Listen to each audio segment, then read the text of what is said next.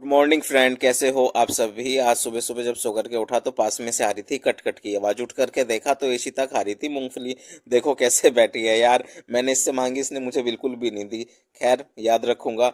अब मैं चल देता हूँ उठ करके दुकान की तरफ। दुकान में जा करके देखा तो भाई मम्मी कर रही है मटरू को दवाई पिलाने की तैयारी, क्योंकि इसकी हो रही थी काफी दिन से तबीयत खराब।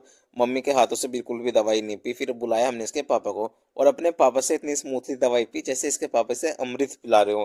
खैर, आजकल के बच्चे भी ना। मुझे जाना था आज कहीं बाहर घूमने के लिए, इसलिए मैं तैयार होकर के चल देता हूँ और इन नदियों को पार करते हुए जाता हूँ। नदी नहीं, खड़ंजे हैं हमारे यहाँ के।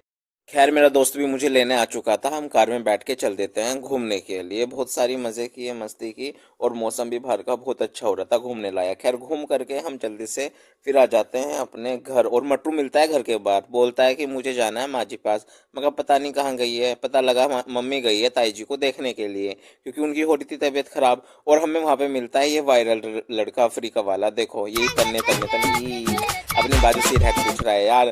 खैर, मैं मटरू और रेशिता के लिए चॉकलेट लाया था। अब चलते हैं उन्हें चॉकलेट देने के लिए और देखते हैं उनके रिएक्शंस क्या होते हैं। मैंने बाहर से बोला कि मैं चॉकलेट लाया हूँ और उनको दूंगा जो रिजाई में बैठे होंगे। तो भाई इशिता बैठी थी रिजाई में। मैंने इशिता को चॉकलेट दे दी और इसने दोनों चॉकलेट लेने की कोशिश की, मगर नहीं, चीटिंग नहीं। और फिर मटरू भी बहुत जल्दी रिजाई में जा करके बैठ जाता है चॉकलेट लेने के लिए कि चाचू मैं भी रिजाई में हूँ। मगर तो ये ले तू भी चॉकलेट। ये दोनों चॉकलेट पा करके बहुत खुश हुए और इनकी खुशी आप देख ही सकते हो। ऐसे ही चलते रहेंगे हमारे डेली व्लॉग। मिलते हैं अगले व्लॉग में।